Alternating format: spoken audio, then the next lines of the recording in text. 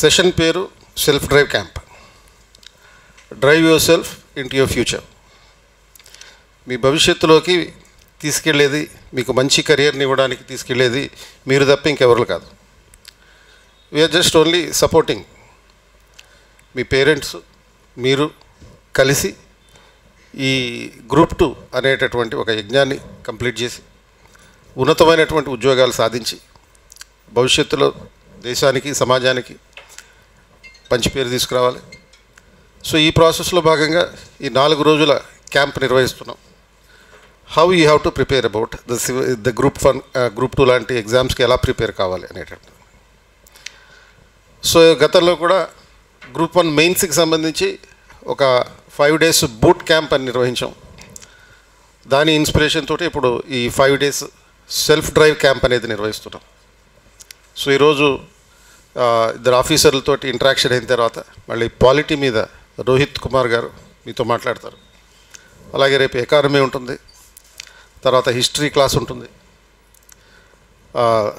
Next Telangana moment మీద ఒకరోజు ఉంటుంది, అండ్ అలాగే ఒక సోషల్ ఇష్యూస్, సోషల్ స్ట్రక్చర్ అనే ఒక యూనిట్ ఉంది కదా, 50 marks యూనిట్, దాని మీద ఒకరోజు ఉంటుంది. సో ఈ 5 days క్యాంప్ని మీరు పర్ఫెక్ట్గా ఉపయోగించుకుంటే మీకు కోచింగ్ కూడా అక్కర్లేదు, మీరు మీ అంతటి మీరే ప్రిపేర్ అవ్వచ్చు. అందుకే దీనికి పేరు పెట్టింది కూడా సెల్ఫ్ డ్రైవ్ క్యాంప్ అని. మీరు వచ్చి ఇక్కడ కోచింగ్ జాయిన్ అవ్వాలనేటటువంటి కంపల్షన్ తోటి ఇక్కడ పిలిపించలేదు నేను. You prepare your self and drive your self in to the future.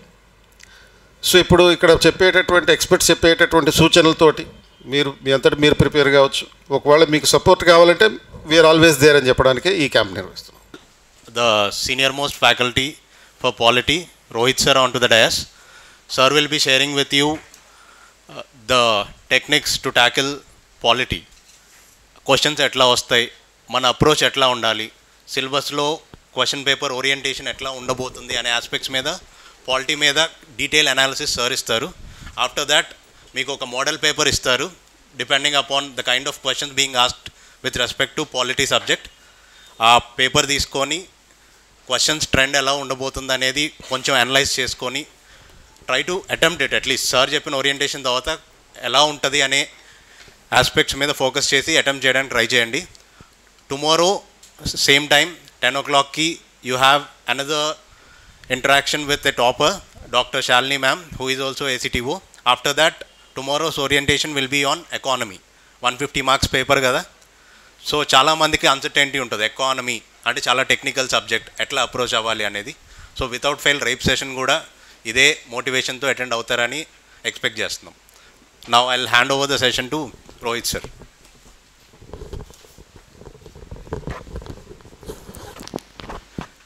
Good afternoon. I think some of you might be aware of me. చూసే ఉంటారు నన్ను వేరే డిఫరెంట్ ప్లాట్ఫామ్స్లో, కొంతమంది పాత స్టూడెంట్స్ కూడా ఉన్నారు. So what is the main motive? ఏంటి ఇవాళ main motive? Self drive.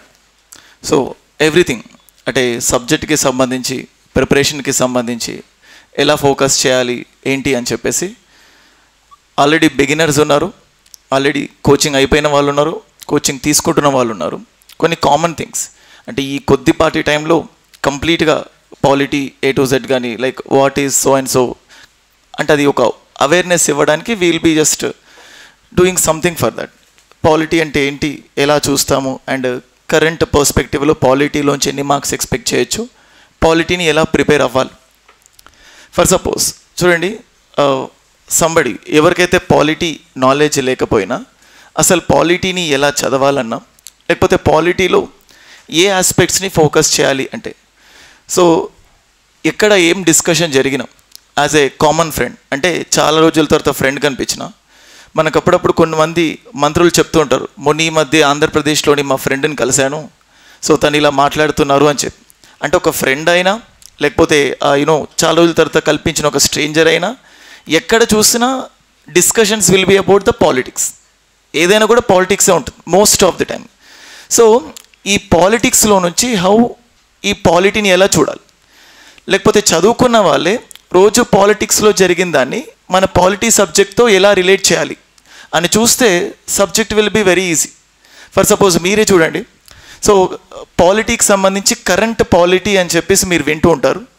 Current పాలిటీకి సంబంధించిన క్లాసెస్ కానీ లేకపోతే కరెంట్ అఫైర్స్ కానీ కేసెస్ కానీ వీటన్నిటిని చాలా చాలా ఫోకస్ చేస్తూ చూస్తూ ఉంటాం. ఫర్ సపోజ్ నిన్ననే చూసారనుకోండి, ఆంధ్రప్రదేశ్లో రోడ్ల పైన సభలు నిర్వహించడానికి సంబంధించి ఒక జీవో పాస్ అయింది అని చెప్పి మీరు వినే ఉంటారు. సో ఇది కామన్ న్యూసే. సో ఎస్, అంటే రోడ్ల పైన బహిరంగ సభ అంటే మీరు ఎన్నోసార్లు ఎంతోమంది రోడ్ షోస్ చేయడం మీరు చూస్తూ ఉంటారు. భారత్ జోడో యాత్ర అని చెప్పేసి దాని గురించి కూడా రోడ్ షోస్ చూస్తూ ఉంటారు. బట్ ఒక ప్రాబ్లం వచ్చింది. సో ఈ ప్రాబ్లం వచ్చినప్పుడు ఫస్ట్ ఆఫ్ ఆల్ స్టేట్ కొన్ని రెస్ట్రిక్షన్స్ పెడుతుంది. అంటే ఈ రెస్ట్రిక్షన్స్ నిజంగానే ఒక స్టేట్ పెట్టొచ్చా అంటే, ఇక్కడ స్టేట్ అంటే అది రాష్ట్ర ప్రభుత్వం అవ్వచ్చు, కేంద్ర ప్రభుత్వం అవ్వచ్చు, పార్లమెంట్ అవ్వచ్చు, రాష్ట్ర శాసనసభ అవ్వచ్చు. సో మనకు పాలిటీలో ఫండమెంటల్ రైట్స్ అని చెప్పి మనం డిస్కస్ చేస్తాం. ఫండమెంటల్ రైట్స్, సో కొంతమందికి తెలుసున్నా తెలియకపోయినా చదివేటప్పుడు will be discussing. So fundamental రైట్స్లో ఆర్టికల్ 12 గురించి మనం చూస్తాం. స్టేట్, రాజ్యం అనే దాని యొక్క నిర్వచనం తెలియజేస్తుంది. సో ఇక్కడ ఏం చెప్తుంది, సో అంటే ఈ ఫండమెంటల్ రైట్స్ పైన సహేతుక నిబంధనలు, రీజనబుల్ రెస్ట్రిక్షన్స్, సహేతుక నిబంధనలు రాజ్యం విధించవచ్చు. ఆ సహేతుక నిబంధనలు కరెక్టా కాదా అని చెక్ చేసే పవర్ ఎవరికి ఉంటుందంటే న్యాయస్థానాలకు ఉంటుంది. సో బేసికల్గా సుప్రీంకోర్టు కానీ హైకోర్టుకి కానీ ఉంటుంది. సో ఇది న్యూస్లో వచ్చింది. సో ఈ రోడ్ల పైన సభలు నిర్వహించడం ఇది కరెక్టా కాదా అనే ఆ పాయింట్ వచ్చినప్పుడు, సో ద ఫస్ట్ థింగ్ మనకేం స్ట్రైక్ అవ్వాలంటే ఆర్టికల్ 12. సో ఫర్ సపోజ్ దీనిపైన ప్రభుత్వం ఏదైనా చట్టం చేసింది, సో ఆ చట్టం ప్రాథమిక హక్కులకు ఉల్లంఘనగా ఉందనుకోండి, ఆర్టికల్ 13 చెప్తూనే ఉంది, ఇఫ్ ద స్టేట్, రాజ్యం ఏదైనా చట్టం చేస్తే, అది ఏదైనా కానీ చట్టం అంటే అది జీవో అవ్వచ్చు, ఆర్డినెన్స్ అవ్వచ్చు, ఏదైనా కూడా దాని అది స్ట్రైక్ ఆఫ్ చేస్తుంది. సో ఇది న్యూస్లో ఉంది. సో దాన్ని మనం పాలిటీ సబ్జెక్ట్తో రిలేట్ చేస్తూ వీ కెన్ రీడ్ దట్. ఇప్పుడు డిమానిటైజేషన్ అని చెప్పి మీరు చూస్తూ ఉంటాం. డిమానిటైజేషన్ ఇప్పుడు 2016 నుంచి అది న్యూస్లో ఉంది.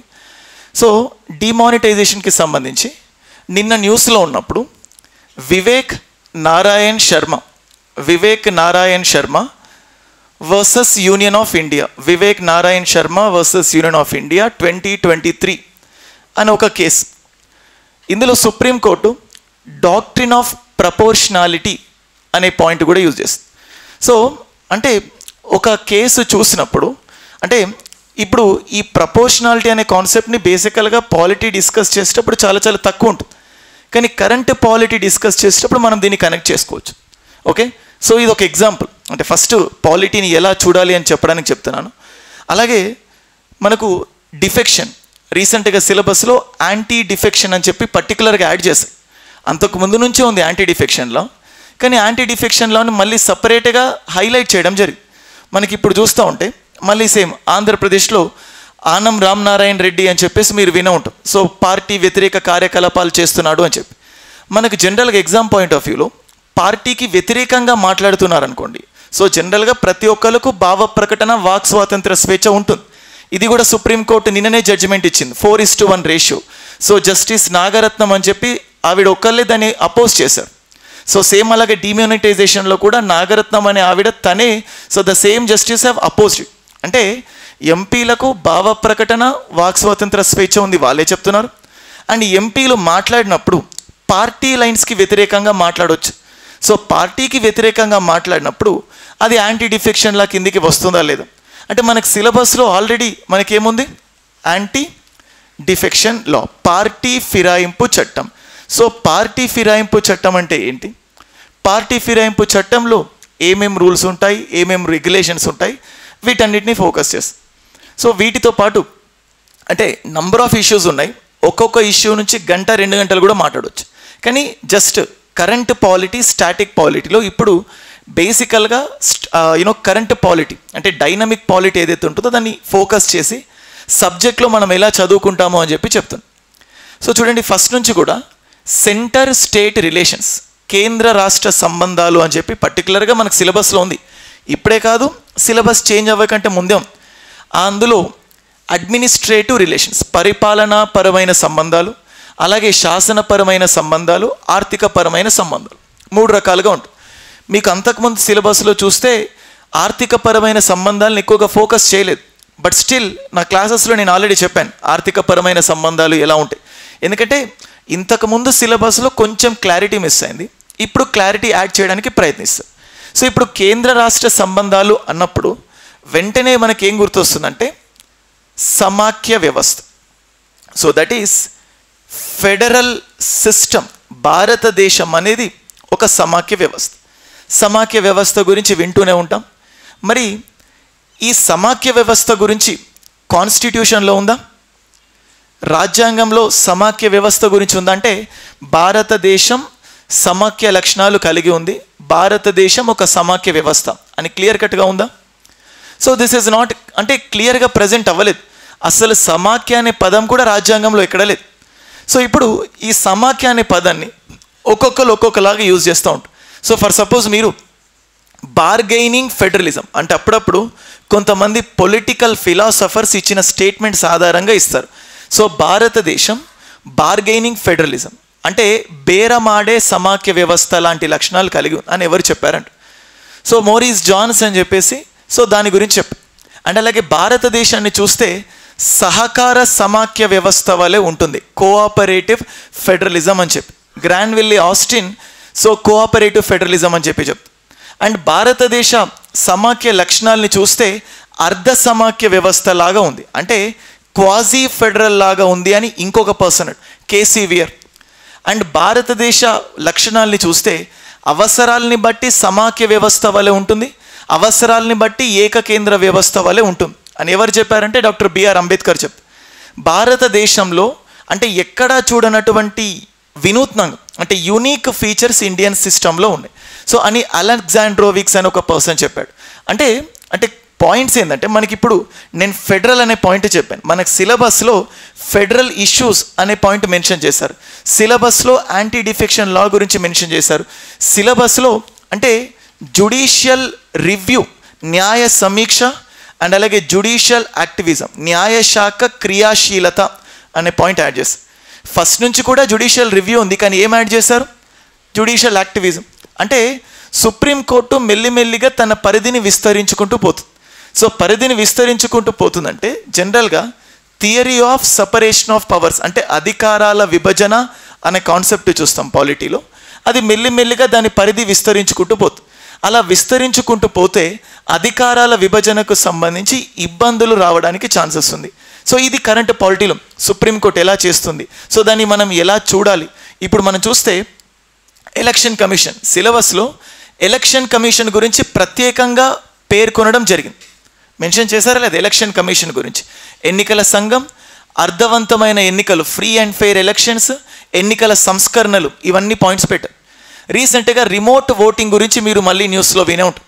రిమోట్ ఓటింగ్ అంటే అప్పటి వరకు ఫారెన్ కంట్రీలో ఉన్న వాళ్ళకు మాత్రమే రిమోట్ ఓటింగ్ ఇవ్వాలి అని చెప్పి ఇప్పుడు ఇండియాలో దాదాపుగా 37% 37% మంది జనాభా దేశంలో ఎక్కడెక్కడో ఉన్నారు. అంటే వాళ్ళు ఉన్న సేమ్ ప్లేస్లో కాకుండా డిఫరెంట్ ప్లేసెస్కి వెళ్తున్నారు.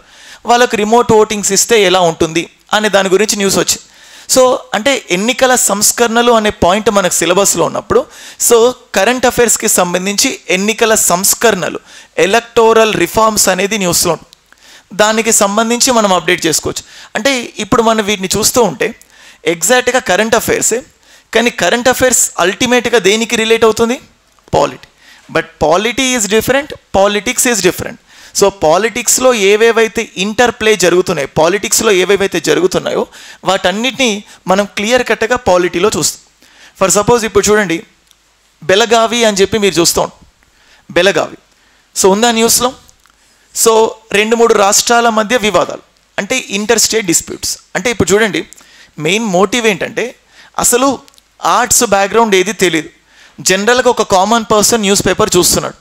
ఆ న్యూస్ పేపర్ చూస్తే ఆ న్యూస్ పేపర్ని పాలిటీకి ఎలా రిలేట్ చేసుకోవాలి? సో ఇప్పుడు ఇదంతా నేను ఇప్పుడు పికప్ చేసుకున్న టాపిక్స్ అన్నీ మీకు సిలబస్లో డైరెక్ట్గా మెన్షన్ చేసి ఉన్నాయి. సో ఇప్పుడు సార్ ఏ కరెంట్ అఫైర్స్ చూడాలి అంటే ఏ కరెంట్ అఫైర్స్ ఇంపార్టెంట్, ఏ కరెంట్ అఫైర్స్ ఇంపార్టెంట్ కాదు అంటే మనం అలా క్లాసిఫై చేయగలుగుతామా? సో ఫస్ట్ పాలిటీ చూడాలంటే పాలిటీ సిలబస్లో నుంచి ఒక పేపర్లో పర్సంటేజ్ చూస్తే 50% ఖచ్చితంగా పాలిటీకి సంబంధించే ఉంటాయి. అందులో ఆల్రెడీ మన దగ్గర ఎగ్జిస్టింగ్ నాలెడ్జ్ ఉంటుంది. కోచింగ్ ఇన్స్టిట్యూట్స్లో ఆ ఎగ్జిస్టింగ్ నాలెడ్జ్ గురించి మనం చెప్పుకుంటాం. ఇప్పుడు రీసెంట్గా మహారాష్ట్రలో ఒక తీర్మానం చేశారు, బెలగావి చుట్టుపక్కల ఉన్న ప్రాంతాలన్నింటినీ మహారాష్ట్ర కిందికి రావాలి. అండ్ అలాగే కర్ణాటక కూడా ఒక తీర్మానం చేసింది. సో బెలగావి అండ్ ఈ ప్రాంతాలు కాకుండా మిగతావి కూడా కర్ణాటక, ఆల్రెడీ అవి కర్ణాటకలో ఉన్నాయి, మిగతా ప్రాంతాలని కూడా కర్ణాటకలో కలపాలి.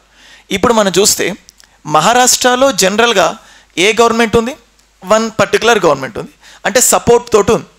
ఇప్పుడు కర్ణాటకలో చూసినా కానీ అదే పార్టీకి సంబంధించింది, సెంట్రల్కి సంబంధించిన కూడా సేమ్ పార్టీస్. అంటే ఇలా ఉన్న తర్వాత కూడా రాష్ట్రాల మధ్య విభేదాలు పెరుగుతూనే ఉన్నాయి.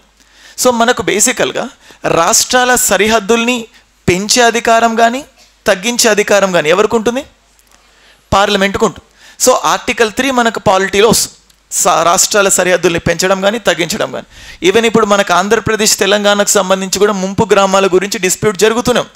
So first of all article 3 ప్రకారం పార్లమెంట్ తలుచుకుంటే 2-3 రాష్ట్రాలను ఏకం చేయొచ్చు, ఆ సరిహద్దుల్ని మార్చవచ్చు, పేర్లను మార్చవచ్చు. సో ఈవెన్ ప్రత్యేక రాష్ట్రాలు కూడా ఇవ్వచ్చు. ఆర్టికల్ 3లో మనం డిస్కస్ చేస్తాం. సో నెక్స్ట్ జనరల్గా సుప్రీంకోర్టు యొక్క ప్రాథమిక పరిధి అని ఆర్టికల్ 131లో మనం డిస్కస్ చేస్తాం.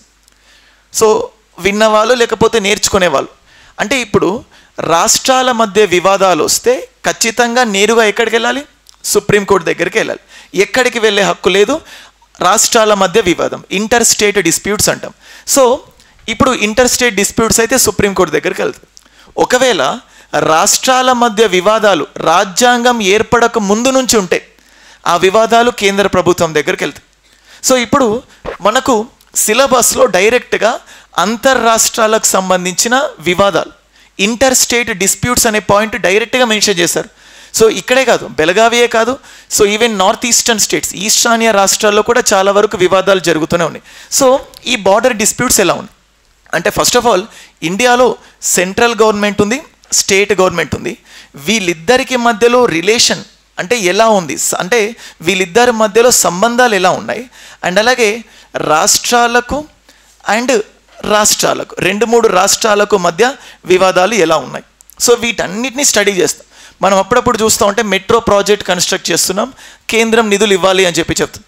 సో కేంద్రం ఖచ్చితంగా ఇవ్వాలా, లేకపోతే కేంద్రం ఇవ్వాల్సిన అవసరం లేదా?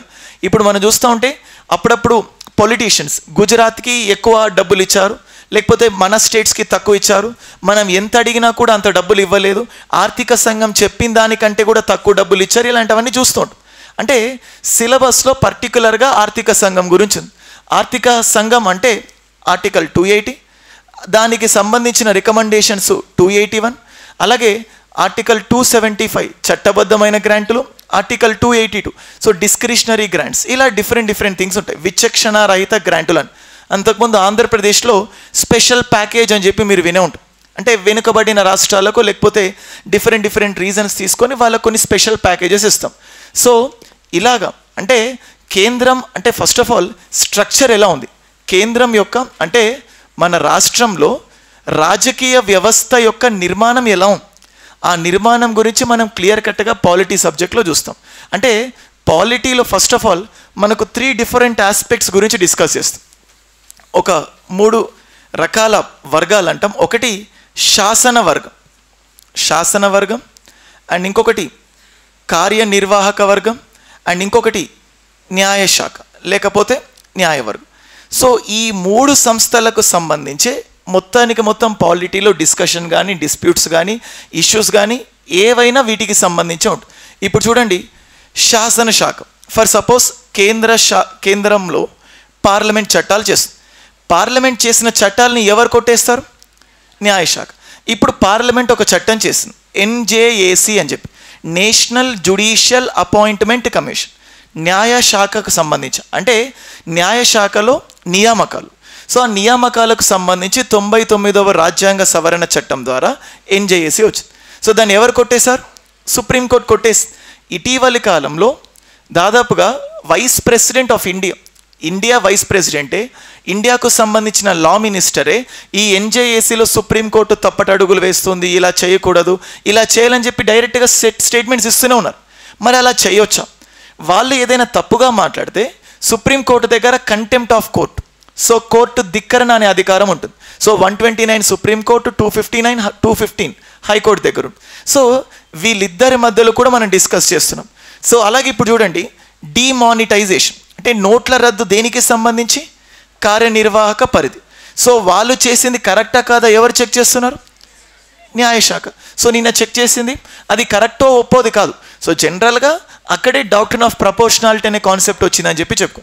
సో పాలిటీ అనే సబ్జెక్ట్లో ఇష్టం పెరగాలంటే న్యూస్ పేపర్ని బాగా చదివితే ఇష్టం పెరుగుతుంది. కానీ థింగ్ ఏంటంటే మీరు ఆ రోజు చదివింది క్లాసులో డిస్కస్ చేయకపోవచ్చు, కానీ over the period of time అంటే ఆ చెప్పుకోబోయే కొన్ని గంటల్లో ఖచ్చితంగా సిలబస్ అంతా కూడా డిఫెండ్ అవుతుంది. అంటే ఇప్పుడు ఫర్ సపోజ్ హిస్టరీ కానీ ఎకానమీ కానీ, ఎకానమీలో కూడా బాగా కరెంట్ పాయింట్స్ ఉంటాయి, కానీ పాలిటీలో ఇంకా ఎక్కువ కరెంట్ పాయింట్స్ ఉంటాయి. కానీ మీరు అంటే ఇవన్నీ స్టాటిక్ పార్ట్ని రిలేట్ చేసుకునేటప్పుడు ఏ మంత్రి ఏం మాట్లాడాడు, లేకపోతే ఏ మంత్రికి ఏం జరిగింది, ఇవి అవసరం లేదు, మంత్రుల పేర్లు ఇవేం అవసరం లేదు. కానీ థింగ్ ఏంటంటే దాని వెనకాలన్న నిర్మాణం. అంటే పార్టీ మారుతున్నారు కానీ డిస్క్వాలిఫై అవ్వట్లేదు. సో పార్టీ మారుతున్నారు కానీ మంత్రులు అవుతున్నారు, ఎందుకు డిస్క్వాలిఫై అవ్వట్లేదు? అది తెలియాలంటే యాంటీ డిఫెక్షన్ లా, పార్టీ ఫిరాయింపు చట్టం అని చెప్పి మనం క్లియర్ కట్గా డిస్కస్ చేస్తాం. సో రాష్ట్రాల మధ్య వివాదాలు వస్తున్నాయి, ఎందుకు ఈ వివాదాలను సర్దుమణిగించలేకపోతున్నాం, ఎందుకు స్టిల్ కంటిన్యూ అవుతున్నాయి? సో కాన్స్టిట్యూషన్లో ఉన్న ప్రొవిజన్ ఏంటి? ఇంకా చాలా క్లియర్గా చెప్పాలంటే గవర్నర్ ఇంకా ఎన్నో రోజులు న్యూస్లో ఉంది. సో ముఖ్యంగా యూనియన్ టెరిటరీస్లో ఎల్టీ గవర్నర్కి చీఫ్ మినిస్టర్కి గొడవలు ఉన్నాయి, రాష్ట్రాల్లో ముఖ్యమంత్రులకు గవర్నర్కి గొడవలు ఉన్నాయి. సో ఇవి రోజు న్యూస్ పేపర్లోనే వస్తుంది. సో ఏంటి అంటే తెలుసుకోవాలనే క్యూరియాసిటీ ఉంటుంది. సో ఫస్ట్ అవన్నీ కూడా గవర్నర్ అనే టాపిక్ ఉంటుంది. ఇప్పుడు చూడండి, కేంద్ర కార్యనిర్వాహక వర్గం అంటే ప్రెసిడెంట్, రాష్ట్ర కార్యనిర్వాహక వర్గంలో ఎవరు వస్తారు? గవర్నర్. మళ్ళీ కార్యనిర్వాహక వర్గం అంటే రాజకీయపరమైన కార్యనిర్వాహక వర్గం, అలాగే శాశ్వత కార్యనిర్వాహక వర్గం. మనం ఇప్పుడు మీరు ప్రిపేర్ అయ్యే గ్రూప్ 2కి కానీ గ్రూప్ 1కి కానీ వీళ్ళంతా కూడా శాశ్వత కార్యనిర్వాహక వర్గం, పర్మనెంట్ ఎగ్జిక్యూటివ్స్ అంట. టెంపరీ ఎగ్జిక్యూటివ్స్ అంటే పొలిటికల్ ఎగ్జిక్యూటివ్స్. అంటే ఈ సిస్టమ్ మొత్తం గురించి చూస్తాం. సో కేంద్రంలో చట్టాలు ఎవరు చేస్తారు, కేంద్రంలో దాన్ని ఎవరు అమలు చేస్తారు, దానిపైన ఎవరు తీర్పులు చెప్తారు, రాష్ట్రంలో ఎవరు శాసనాలు చేస్తారు, రాష్ట్రంలో ఎవరు అమలు చేస్తారు, రాష్ట్రంలో దానికి సంబంధించిన నిబంధనలు. సో ఈ రెండు అంటే ఒకదానికొకటి చెక్ చేస్తూ ఒకదాని పరిధి ఇంకొకటి దాటకుండా ఇవన్నీ కూడా one or the other way న్యూస్లో ఉంటుంది. అంటే బేసికల్గా పాలిటీ అంటే అన్ని ఆర్టికల్స్ గుర్తుపెట్టుకోవాలా, పాలిటీ అంటే అన్ని అమెండ్మెంట్స్ గుర్తుపెట్టుకోవాలా, పాలిటీ అంటే అన్ని షెడ్యూల్స్ గుర్తుపెట్టుకోవాలా, పాలిటీ అంటే అన్ని లిస్ట్ ఉంటుంది కదా, కేంద్ర జాబితా, రాష్ట్ర జాబితా, ఉమ్మడి జాబితా. ఇప్పుడు మనకు రీసెంట్గా కెసినో అని చెప్పి న్యూస్లో, సో చీకోటి ప్రవీణ్ అనుకుంటా if I'm not wrong.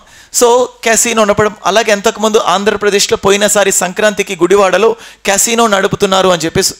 So ఇప్పుడు ఈ గ్యాంబ్లింగ్ అనేది ఏ జాబితా? రాష్ట్ర జాబితా కిందకు వస్తుంది. ఇప్పుడు నీట్ పరీక్షలు ఉన్నాయి. సో నీట్ ఎగ్జామ్స్ మాకు అవసరం లేదు అని చెప్పి తమిళనాడు ఒక రెజల్యూషన్ పాస్ చేసింది. అంటే విద్యకు సంబంధించి ఎడ్యుకేషన్ అనేది దేంట్లో ఉంది? ఉమ్మడి జాబితాలో. ఈ ఎడ్యుకేషన్ అనేది ఫస్ట్ ఆఫ్ ఆల్ రాష్ట్ర జాబితాలోంచి తీసుకొచ్చి ఎక్కడ పెట్టారు? ఉమ్మడి జాబితాలో పెట్టారు. 1976లో 42వ రాజ్యాంగ సవరణ చట్టం ద్వారా తీసుకొచ్చి యాడ్ చేశారు. ఇప్పుడు వివాహాలకు సంబంధించి, లేకపోతే విడాకులకు సంబంధించి, సెన్సెస్కి సంబంధించి ఇలా కొన్ని పాయింట్స్ ఉంటాయి. ఏదైతే వార్తల్లో ఉందో ఆ వార్తల్లో ఉన్నదానికి ఏ జాబితా ఉందో, అంటే జనరల్గా చూస్తే పర్స్పెక్టివ్ ఇంకోలా ఉంటుంది. పాలిటీ చదివేటప్పుడు మనకు జాబితాలు ఉంటాయి, కేంద్ర జాబితా, రాష్ట్ర జాబితా, ఉమ్మడి జాబితా. ఒక న్యూస్ వచ్చినప్పుడు అది ఏ ఆర్టికల్, ఒక న్యూస్ వచ్చినప్పుడు అది ఏ జాబితా, ఇది కేంద్రం యొక్క పరిధి దాటుకొనుందా, కేంద్రం తన పరిధిలోనే వ్యవహరిస్తుందా? జిఎస్టీ కౌన్సిల్ ఉంది, అది కూడా రాజ్యాంగబద్ధ సంస్థ అయింది. సో ఇప్పుడు జిఎస్టీ కౌన్సిల్ వచ్చింది, రాష్ట్రాలకు కంపెన్సేషన్ ఇస్తాము అని చెప్పింది. సో తర్వాత కోవిడ్ తర్వాత సిచ్యువేషన్స్ బాగాలేవు, మేము కంపెన్సేషన్ ఇవ్వము అని చెప్పింది. అప్పుడు కేంద్రానికి రాష్ట్రానికి మధ్య వివాదాలు వస్తున్నాయి, కేంద్ర రాష్ట్రాలకు మధ్య వివాదాలు సుప్రీంకోర్టు దగ్గరికి వెళ్తాయి. సో ఇలాగా సో ఫినాన్స్ కమిషన్ ఇచ్చిన సిఫారసులకు సంబంధించి వివాదాలు. సో ఏదైనా కూడా పాలిటీ ఉంటుంది, సో కరెంట్ పాలిటీ ఉంటుంది, దాని సబ్జెక్ట్తో రిలేట్ చేయాలి. ఇదంతా ఒక్క రోజులో అయిపోయేది కాదు. ఈవెన్ మీరు సిలబస్ చూసుకోండి అంటే ఒక్కసారి మీరు మొత్తం సిలబస్ని చూసినా మీకు అంత అవేర్నెస్ రాదు, it takes some time. So ఒక 2-3 సార్లు చూస్తే సిలబస్ మీ మైండ్లో ఉంటుంది, దెన్ వీ విల్ డిస్కస్. ఒకసారి మీరు సిలబస్ ఓపెన్ చేయండి, మీకు ఇచ్చిన సిలబస్ దాంట్లో.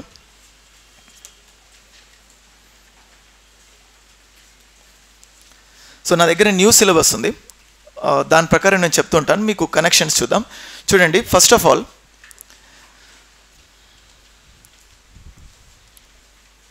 Evolution of the Indian constitution, nature and salient features. అంటే భారత రాజ్యాంగం ఎలాగా అవతరిస్తూ వచ్చింది, ఎవాల్వ్ అవుతూ వస్తుంది, పరిణామ క్రమం అంటాం.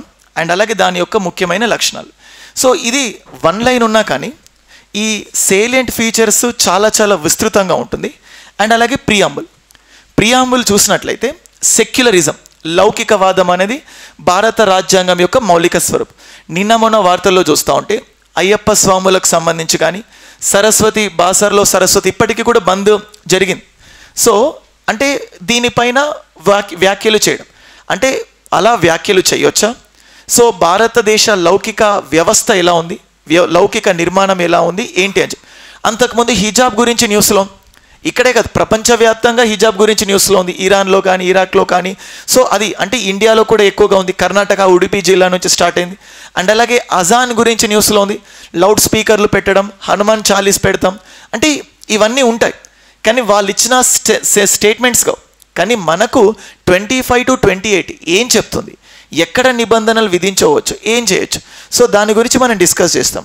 ఇప్పుడు చూడండి, సెకండ్ పాయింట్ ప్రాథమిక హక్కులు, రాజ్య విధాన ఆదేశిక సూత్రాలు అండ్ ప్రాథమిక విధులు. సో చూడండి, ఫండమెంటల్ రైట్స్ ఇంతకుముందే చెప్పుకున్నాం. సో బహిరంగంగా ఏదైనా రోడ్ షోలు నిర్వహించినా కానీ, ఎమ్మెల్యేలు మాట్లాడినా కానీ నంబర్ ఆఫ్ థింగ్స్ ప్రాథమిక హక్కులు వస్తాయి. ఈవెన్ సెక్యులరిజం అనే పాయింట్ చెప్పుకున్నాం కదా, లౌకికవాదం, ఏ మతాన్ని ఫాలో అవ్వాలి, ఏ మతాన్ని ఫాలో అవ్వకూడదు, దానికి సంబంధించిన రూల్స్ అన్నీ మనం డిస్కస్ చేస్తాం. ఇప్పుడు డిపిఎస్పీస్ తీసుకున్నాం అనుకోండి, సింపుల్గా సంక్షేమ రాజ్యం, వెల్ఫేర్ స్టేట్, అంటే ఎన్నో రకాల వెల్ఫేర్ స్కీమ్స్ ఉన్నాయి. ఇప్పుడు మన తెలంగాణలో డిఫరెంట్ టైప్స్ ఆఫ్ పెన్షన్స్ ఉన్నాయి. సో వృద్ధులకు కానీ, ఒంటరి మహిళలకు కానీ, వితంతువులకు కానీ, ఫైలేరియాసిస్ వచ్చిన వాళ్ళకి కానీ, ఎయిడ్స్ రోగులకు కానీ, బీడీ వర్కర్స్ కానీ, లేకపోతే చేనేత కార్మికులకు కానీ, అందరికీ అంటే ఎందుకు చేస్తుంది. రీసెంట్గా దళిత బంధు చూసినా కానీ, లేకపోతే రైతు బంధు చూసినా కానీ ఈ స్కీమ్స్ ఎందుకు వస్తున్నాయి, లేకపోతే నిరుద్యోగ వృత్తి కానీ, అంటే కొన్ని సంక్షేమ కార్యక్రమాలు చేయాలి. సంక్షేమ పథకాల గురించి చూస్తాం, అంటే ఏం చేయాలో చెప్తుంది, అవి ఎలా ఉన్నాయో మనం కరెంట్ పాలిటీతో రిలేట్ చేసుకోవచ్చు. సో ఇప్పుడు చూడండి, ఫండమెంటల్ డ్యూటీస్, ప్రాథమిక విధులు ఒక 11 ఉన్నాయి. సో ఏం చేయాలి ఏంటో అనే దాని గురించి డిస్కస్ చేస్తుంది. ఓకే, నెక్స్ట్ చూడండి, ఇక్కడ third point distinctive features of the Indian federalism, అంటే భారతదేశ సమాఖ్య వ్యవస్థకు సంబంధించిన లక్షణాలు ఎలా ఉంటాయి ఏంటి. సో శాసనపరమైన సంబంధాలు, ఆర్థికపరమైన సంబంధాలు, కేంద్ర రాష్ట్రాలకు సంబంధించి, అండ్ అలాగే పరిపాలన పరమైన సంబంధాలు, ఈ మూడింటిని మనం డిస్కస్ చేస్తాం ఎలా ఉంటాయి ఏంటి అని చెప్పి. సో నెక్స్ట్ ఫోర్త్ పాయింట్, ప్రధానమంత్రి కానీ, మంత్రిమండలి కానీ, గవర్నర్ కానీ, ముఖ్యమంత్రి, రాష్ట్ర మంత్రి మండలి, వాళ్ళ అధికారాలు, వాళ్ళ విధులు, వీటన్నిటి గురించి సో మనం చెప్పుకున్నాం. గవర్నర్ వ్యవస్థ, రాష్ట్రపతి వ్యవస్థ, ప్రధానమంత్రి, ముఖ్యమంత్రి, ఎలా వివాదాలు వస్తున్నాయి. అలాగే మీరు చూస్తే ఛాన్సలర్, గవర్నర్ అనేవాడు ముఖ్యమంత్రి, అంటే కొన్ని రాష్ట్రాల్లో ముఖ్యమంత్రి ఛాన్సలర్గా ఉంటారు, గవర్నర్ కాదు అని చెప్పి కూడా న్యూస్లో ఉంది. సో జనరల్గా ఇది రాజ్యాంగం చెప్తుందా, రాజ్యాంగం చెప్పట్లేదా, ఇవన్నీ క్లాసులో చెప్పేటప్పుడు ప్యారలల్గా చెప్తూనే ఉంటాను. కానీ లాస్ట్ ఒక 2-3 నెలలు, ఒక 6 monthsగా ఏమేమి ఉన్నాయి కరెంట్ అఫైర్స్, దాన్ని ఫోకస్ చేస్తూ పెట్టుకోవచ్చు. అంటే మనకు ఫస్ట్ సిలబస్లో పేపర్ 1లో నేషనల్ ఇష్యూస్ ఉన్నాయి. ఆ నేషనల్ ఇష్యూస్లో ఖచ్చితంగా పాలిటీ వస్తుందా లేదు. అండ్ అలాగే అందులో రైట్స్ ఇష్యూస్ ఉన్నాయి, హక్కుల సమస్యలు, సో అందులో పాలిటీ వస్తుంది. అండ్ పేపర్ 2లో సెకండ్ దాంట్లో మొత్తం పాలిటీ ఉంది. అంటే దాదాపుగా పాలిటీ నుంచి 65 to 70 క్వశ్చన్స్ ఈజీగా మనం ఎక్స్పెక్ట్ చేయొచ్చు. సో అలాగే నెక్స్ట్ చూడండి, అండ్ 73, 74వ రాజ్యాంగ సవరణ చట్టం, పంచాయతీలు, మున్సిపాలిటీలు వాళ్ళకు డబ్బులు అందట్లేదు, నిధులు రావట్లేదు, దాని గురించి కూడా మనం చూస్తున్నాం. 7th పాయింట్ ఎలక్టోరల్ మెకానిజం, అంటే ఎన్నికల యంత్రాంగం. సో దానికి ఎలక్షన్కి సంబంధించిన చట్టాలు, ఎన్నికల సంఘం, పొలిటికల్ రాజకీయ పార్టీలు. మీరు చూస్తూ ఉంటే బీఆర్ఎస్, అంటే ఎప్పటి వరకు టీఆర్ఎస్గా ఉంది, ఇప్పుడు బీఆర్ఎస్గా ఉంది. అంటే ఈ పేరు మార్పుని ఎవరు అంగీకరించారు? Election commission. అంటే అది ఇప్పుడు జాతీయ పార్టీయా, రాష్ట్ర పార్టీయా? అయిపోయిందా జాతీయ పార్టీ. సో జాతీయ పార్టీ కావాలంటే కొంచెం పర్ఫార్మెన్స్ కావాలి. సో వాళ్ళు ఎలా పాల్గొంటున్నారు ఎన్నికల్లో, వీళ్ళకు ఎటువంటి ఓట్లు వచ్చాయి, దాని ప్రకారం ఉంటుంది. ఇప్పుడు ఆమ్ ఆద్మీ పార్టీ ఉంది. సో ఇటీవలి కాలంలో జాతీయ పార్టీగా అవతరించనున్న party Aam Aadmi party. Okay, so ప్రతి 2 ఎలక్షన్స్కి ఒకసారి ఎన్నికల సంఘం రివైజ్ చేస్తూ ఉంటుంది. సో పర్ఫార్మెన్స్ని బట్టి ఉంటుంది కానీ పేరులో కాదు. సో పేర్లు అయితే అందరికీ వచ్చేస్తుంది. అలాగే రీసెంట్లో కర్ణాటకలో గాలి జనార్దన్ రెడ్డి ఒక కొత్త పార్టీ పెట్టారు. సో కొత్త పార్టీ పెట్టినా కూడా ఖచ్చితంగా ఏం చేయాలి, ఎలక్షన్ కమిషన్ దగ్గర రిజిస్టర్ చేసుకోవాలి. తెలంగాణలో వైఎస్ఆర్ టీపీ అనే కొత్త పార్టీ వచ్చింది, రిజిస్టర్ చేసుకోండి. పర్ఫార్మెన్స్ని బట్టి దాన్ని రాష్ట్ర పార్టీయా లేకపోతే జాతీయ పార్టీయా అని డిసైడ్ చేస్తారు. సో జాతీయ పార్టీకి ఏంటి కండిషన్స్, రాష్ట్ర పార్టీకి ఏంటి నిబంధనలు, ఇవన్నీ కూడా మనం ఇక్కడ డిస్కస్ చేస్తాం. సో రిమోట్ ఓటింగ్ అని చెప్పి చూస్తాం, ఎలక్టోరల్ బాండ్స్ అని చెప్పేసి ఉన్నాయి. ఇవన్నీ కూడా ఎలక్షన్ రిఫార్మ్స్లో మనకు వస్తుంది. నెక్స్ట్ 8th one, నేను న్యూ సిలబస్ ప్రకారం చెప్తున్నాను. 8th one judicial system, I think ఓల్డ్దే అనుకుంటా ఇది. సో ఓల్డ్దే. So next 8th one judicial system అంటే జ్యుడిషియల్ అంటే న్యాయ సమీక్ష, న్యాయశాఖ క్రియాశీలత, జ్యుడిషియల్ యాక్టివిజం, సుప్రీంకోర్టు, హైకోర్టు, ఇవన్నీ కూడా ఉన్నాయి. సో నెక్స్ట్ ఇవన్నీ సుప్రీంకోర్టు పాయింట్లో మనం డిస్కస్ చేస్తాం. 9th one మనం చూస్తే ప్రత్యేకంగా scheduled caste, scheduled tribes. So రీసెంట్గా నిన్న కూడా మనం చూసాం, ఐ థింక్ హుజురాబాద్ అనుకుంటా, హానర్ కిల్లింగ్, పరువు హత్య. రోజు ఏదో రకంగా పరువు హత్యలు జరుగుతూనే ఉన్నాయి. Lata Singh versus state of యూపీలో 2006లో సుప్రీంకోర్టు చెప్పింది, సో ఎవరైనా ఎవరికి నచ్చిన వారినైనా పెళ్లి చేసుకోవచ్చు. సో ఇప్పుడు క్యాస్ట్ బేసిస్ పైన డిస్క్రిమినేషన్ జరుగుతున్నాయి, పరువు హత్యలు జరుగుతున్నాయి. దాన్ని ఎలా అంటే మన రాజ్యాంగంలో సో కులం ప్రాతిపదికన, మత ప్రాతిపదికన, సో లేకపోతే మగవాళ్ళ ఆడవాళ్ళ లేకపోతే జాతి, ఎక్కడ పుట్టారు, వీటన్నిటిపైన వివక్ష ఉండకూడదు. సో బట్ స్టిల్ సొసైటీలో చూస్తూనే ఉన్నాం. సో అలాంటి వాటికి సంబంధించి ఓవర్కమ్ చేయడానికి, దానిపైన ఇంట్రోగేషన్ చేయడానికి షెడ్యూల్డ్ క్యాస్ట్ కానీ, షెడ్యూల్డ్ ట్రైబ్స్ కానీ, బ్యాక్వర్డ్ క్లాసెస్ కానీ, economically weaker section. Same EWS economically weaker section గురించి కూడా మళ్ళీ రీసెంట్గా న్యూస్లో. సో 3:2 రేషియో తోటి 2 నో అన్నారు, 3 ఎస్ అన్నారు. అందులో EU Lalit, former chief justice of India, అలాంటిది ఇస్తారు. రీసెంట్గా ఎకనామికల్లీ వీకర్ సెక్షన్కి సంబంధించి దాన్ని వ్యతిరేకించిన వాళ్ళలో అప్పటి ప్రధాన న్యాయమూర్తి ఎవరు, లేకపోతే రీసెంట్గా డిమానిటైజేషన్ కానీ, ఎమ్మెల్యేలకు సంబంధించిన సో భావ ప్రకటనకు సంబంధించి కానీ, సో దాన్ని వ్యతిరేకించిన ఏకైక జడ్జి ఎవరు, జస్టిస్ నాగరత్నం, మహిళా జడ్జి ఎవరు, సో ఇలా దానికి సంబంధించి ఉంటుంది. ఓకే, నెక్స్ట్ శబరిమల కేసులో కూడా ఒక ఫీమేల్ జడ్జి దాన్ని అపోజ్ చేయడం జరిగింది. సో దట్ ఈస్ వై ఇందు మల్హోత్రా అని చెప్పేసి మీరు వినౌట్. సో ఇలా జడ్జిమెంట్కి సంబంధించి వ్యతిరేకించిన వాళ్ళ గురించి ఎక్కువగా ఫోకస్ చేయడానికి ఉంది. సో అలాంటి వాటిని ఫోకస్ చేయాలి. సో 9th లోనే మళ్ళీ జాతీయ scheduled caste, scheduled tribes, backward classes ఉన్నాయి. అండ్ 10th one మనం చూస్తే కొత్తగా యాడ్ అయింది నేషనల్ ఇంటిగ్రేషన్, అంటే జాతీయ సమగ్రతకు సంబంధించి రాష్ట్రాల మధ్య వివాదాలు. సో ఇప్పుడు చూస్తూ ఉంటే ఏపీ, ఆంధ్రప్రదేశ్కి సంబంధించి సెంటిమెంట్స్ మళ్ళీ రేజ్ అవుతున్నాయి, ఇలాంటివి మీరు చూస్తూ ఉంటారు. సో అంటే ఏది జాతీయ సమగ్రతకు ఎటువంటివి భంగం కలిగిస్తుంది, ఇన్సర్జెన్సీ అంటే వేర్పాటువాదం ఎలా స్టార్ట్ అవుతుంది, ఇంటర్ స్టేట్ డిస్ప్యూట్స్, రాష్ట్రాల మధ్య వివాదాలు ఎలా ఉన్నాయి. ఓకే, సో మొన్నటి పాత కాన్సెప్ట్కి న్యూ సిలబస్కి ఒక 5% మాత్రమే చేంజ్, పెద్దగా ఏం మారలేదు.